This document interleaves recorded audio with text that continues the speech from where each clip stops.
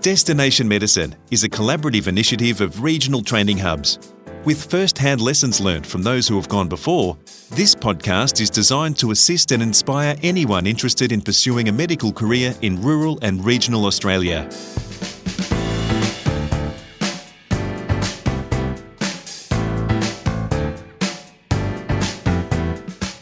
Welcome to Destination Medicine.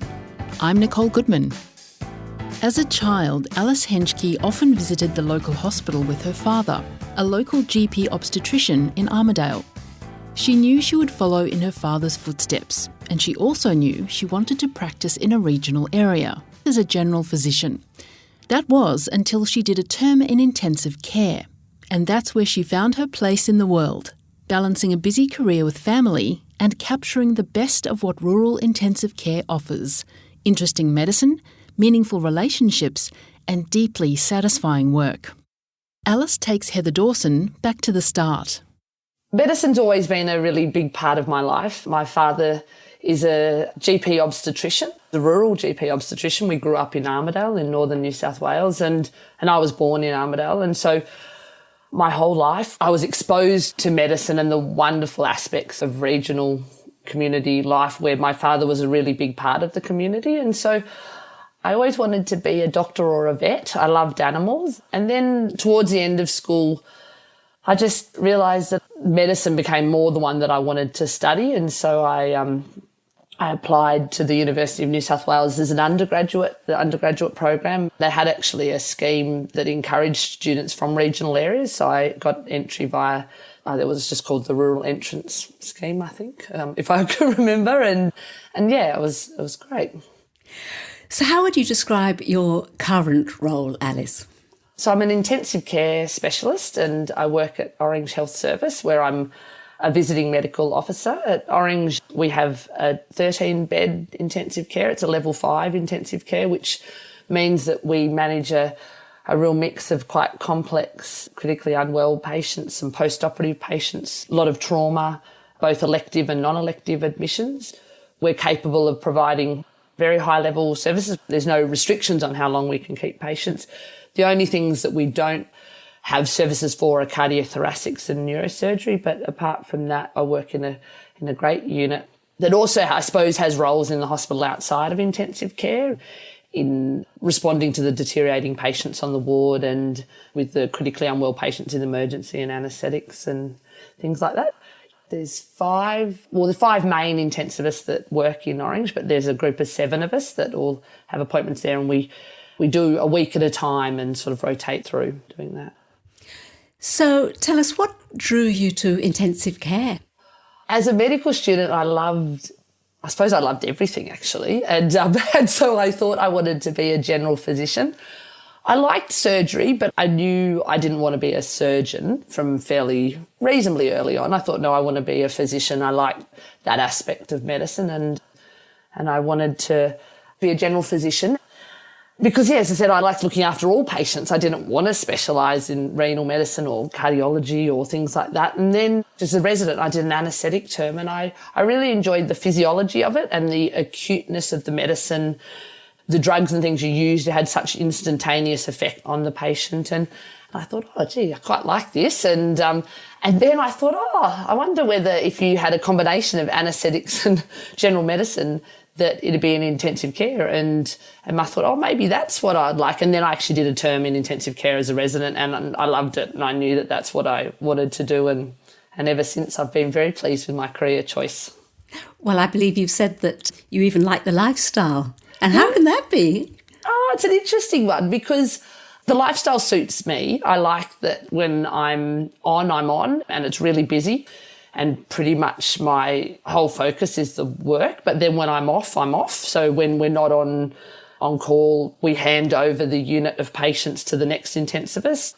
And so, while I'm always interested as to what happens with the patients that you've devoted so much time and energy in your week on, I'm always interested to see how they go. But, in my weeks off, I've got an 8-year-old and a 4-year-old and I love being a mum at home and I'm thinking about their athletics carnival, or we've just had my 8-year-old's birthday party where we had a Lego birthday party and I was making a Lego cake, and my life's quite compartmentalised into sort of work and then family, and I like it. I mean, you do on call and you do work a lot of weekends, but I've even found when I was doing the training time, I preferred the week on, week off structure because I liked having days off during the week. When I did terms in medicine and you worked Monday to Friday, I found I didn't like that as much. I liked working 7 days on, 7 days off, which is basically the pattern that a lot of intensive care trainees do. Well, can you tell us a little bit about the pathway that you took to fellowship? So I did my intern and residency in Orange. Even in medical school, I always knew that I liked these bigger regional towns. Armidale was a great place to grow up. I grew up there. I did all my schooling there and only left there to go to university because at that time there wasn't a medical degree offered at Armidale University, which now there actually is, but there wasn't. And so I went to Sydney. But I always knew that I wanted to go back to a regional centre, and the government has these rural cadetships where they help fund or kind of give you a scholarship in the final 2 years of your degree if you say that you'll work your first and second year out in a regional centre, and the options were Orange, Tamworth, Wagga or Albury. And because I knew I wanted to do that anyway, I took up a rural cadetship. But I also thought that you actually, as a junior doctor, I think that you get better training in a regional centre. You're one of a smaller group. You know the consultants, there's less hierarchy above you. You often take on a lot more responsibility. And so I thought it was a really great place to start your career as a junior doctor. And so I chose Orange, and so I did my intern and residency. And then once, as I said, as a resident, I decided that I wanted to do intensive care. So I joined up with the college and the training program there as a PGY2. But for my PGY3, Orange had the really good critical care SRMO year. So I did 6 months of anaesthetics and 6 months of intensive care, which again was an excellent year where I got a lot of exposure to excellent medicine. I got to take on a lot of responsibility, probably above what a lot of other doctors would as a PGY3. And then after that, though, I went to Sydney to a larger tertiary ICU to continue my training. So I went to Royal North Shore and had a great time there. It was a wonderful hospital to train. And then I did my primary exams while I was in Sydney. And then in intensive care, you have to do a considerable amount of non-ICU time. So you have to do 12 months of anaesthetic training and 12 months of general medicine. And when I was a resident, I actually met my husband out here in Orange. And so we had strong ties with family back here in Orange. And so I actually arranged to do the rest of my anaesthetic time and my medicine back in Orange. So I did that and then went back to Sydney for the final 2 years of my training to do what then was called your advanced training and do my fellowship exams. And I was at both Royal Prince Alfred Hospital and North Shore. Yeah, and then finished in beginning of 2017 was when I got my fellowship. Now, talking about intensive care though, Alice, how do you view the options to practice intensive care? What sort of settings are available in Australia? Look, there's intensive care units are graded. So I mentioned before that Orange is a level 5 intensive care. I mean, the town needs to be big enough to have at least a level 4 or level 5 intensive care unit that is usually run by actual fellows of the College of Intensive Care Medicine. Often the smaller units, the level 3 ones, can be run by the general physicians in the hospital, or the anaesthetist might oversee them. And they're probably not what you would see as a true intensive care unit, that what we would train for to look after. So there's a lot of opportunities in places within New South Wales, there's places like Dubbo, Coffs Harbour, Taree, Grafton, Armidale. They all have, a range of level 4 and level 5 units. So, while, yes, there's the big tertiary centres in Sydney, a lot of units there.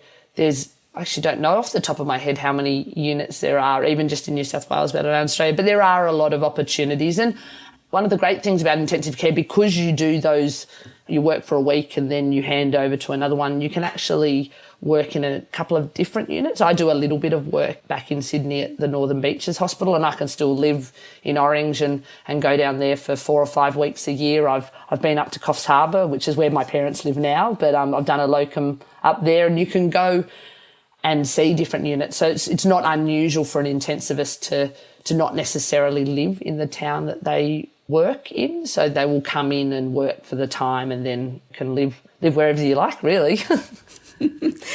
Well, you've spoken about how much you enjoy your chosen role as in intensive care.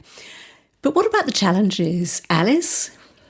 Yeah, look, I think it can be very challenging. I mean, the outcomes are not always good. I mean, we deal with a lot of people at the end of their life, and these can be both more expected and also very unexpected deaths. So there is a lot of sadness and so you deal with families with a lot of grief, and it can be quite draining. And so I think I find aspects of that very rewarding because you can help families and patients to have the best possible time they can have at the end of their lives. And so while it can be very challenging, it can also be very rewarding. It can be quite draining, not just emotionally, but physically. I mean, we work 7 days on and we're on for 24 hours for those 7 days. So, we'll work during the day in the unit and if it's busy, you might stay till quite late at night, not get home till sort of 9, 10 o'clock at night, and then you're on call and you might get phone calls for much of the night or called back in to come and then you have to turn up the next day and work. So, it can be quite tiring like that. And certainly some of the bigger units are moving away from intensivists working such long stretches of days and doing more of the sharing of the on-call because it can be quite onerous from that point of view. But I think it's, the patients can be very sick and they get very sick very quickly. And so things are very fast-paced and so you have to keep up with that and that can be a challenge. But I don't know, as I say, they're the bits that I love about it and that you enjoy. So both the challenges are the good things too. Do you think it takes a particular personality? Yes. I mean, there are a broad range of people that have gone into intensive care, but I think there's certainly some common traits. I think you need to have a love of sort of physiology and complex pathology. You have to, in some ways, be a little bit of an adrenaline junkie. I mean, you like that bit of a rush of an emergency situation and dealing with it. And I think you really need to like people. You deal with a lot of people, not just the patients' families you get very close to, but you deal with almost every other department in the hospital. I always say that's what I really like is that, virtually every other department comes to visit you because you look after their patients. So right across from obstetrics and the surgical teams, the medical teams, anaesthetics, paediatrics, it's all of the disciplines you get to deal with, and I really, really like that. So I think you need to have good communication skills and I think also a level of attention to detail. Sometimes I joke it's a bit OCD because it's the attention to detail with looking after the patients is what makes the difference in their outcome. So what advice would you give to a junior medical officer considering a career in critical care, in intensive care? Look, I think you need to have a go at it before you decide that this is the career that you want. There are a lot of critical care SRMO years, kind of aimed at PGY3, PGY4, where you will get an opportunity to spend some time in the emergency department, in anaesthetics and intensive care. And I think it's very hard to know whether it's really a career for you until you've had a go at it, because I think as a medical student, it's hard, until you really start working in it and getting engrossed in it, do you really see what it's actually like? And so I think I definitely recommend having a term in it. And I also recommend that even if you don't necessarily think that critical care is your absolute chosen career path, then one of those critical care years is an invaluable one to give general skills for people who will go off to do physicians training and just to deal with unwell patients and have a bit of a feel of that. So I think that will be the main thing, is to have a go at it and to see whether it is for you. What if you really weren't sure at all which direction you wanted to go in as a junior medical officer? What would be your advice then, Alice?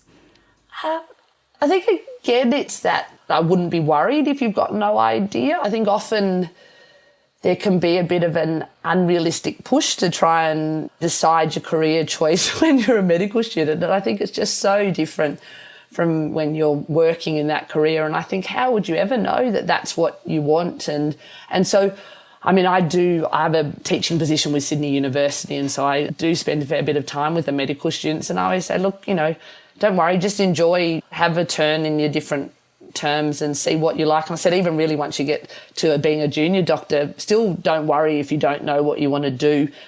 Get a broad exposure to everything and you'll realise down the track. And because I think if you set yourself up too early and you've started to tailor your CV to, a surgical pathway, and then you get a couple of years in and you go, look, I actually really don't want to do that. You've almost set yourself back further than just keeping an open mind and going, look, it doesn't really matter if it takes me 1 or 2 years. Every one of those years that you're working is really great experience and will ultimately make you a better doctor. So, is there any piece of advice that you've received along the way during your training or in your career that stuck with you, Alice? That's a very good question. I think there's so many things that you learn along the way that it's hard to, I wouldn't know where to start. I remember one time an intensivist told me that it's actually harder to do nothing than to do something, and said just sometimes you need to actually sit on your hands and don't try to fiddle too much. And, I often say that to the junior doctors, that if you strive to make somebody's observations perfect or do these things, that sometimes you can cause more harm, and just need to sit and allow time to see what's actually happening. Okay, well, final question.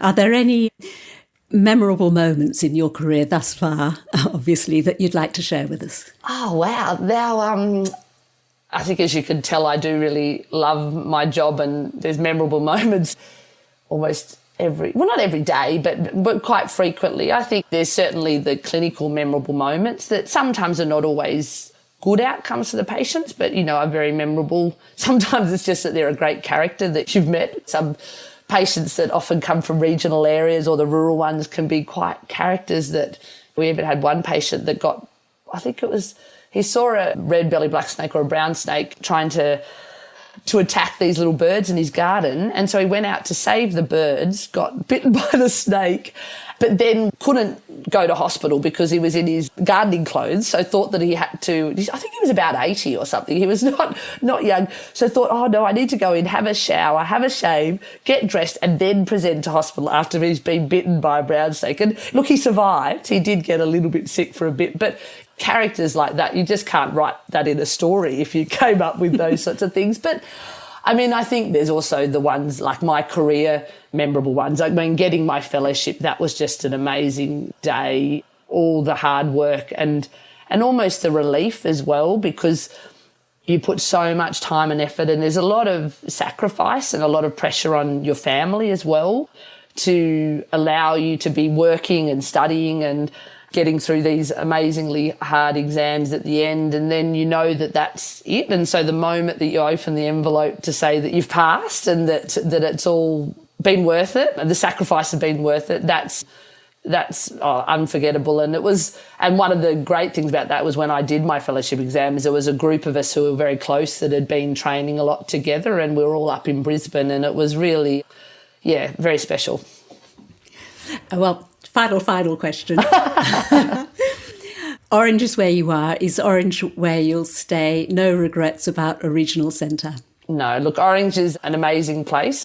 I actually was just looking, we did a video with the College of Intensive Care Medicine about promoting regional centres for intensive care training, and I was watching the video again this morning, and look, Orange is just an amazing mix of cosmopolitan lifestyle plus beautiful nature. It's got Mount Canobolas, Lake Canobolas, and easily accessible to get around. It takes 5 minutes to get to work. You don't have to deal with peak hour traffic. It's got great schools, and it's really not that far from Sydney if you need to get it. It's got an excellent hospital that's got amazing services, a really nice feel amongst the healthcare team at the hospital. And I'm always very proud of it when people come to visit, and I say, this is a great place to live, and I will definitely be here for a long time.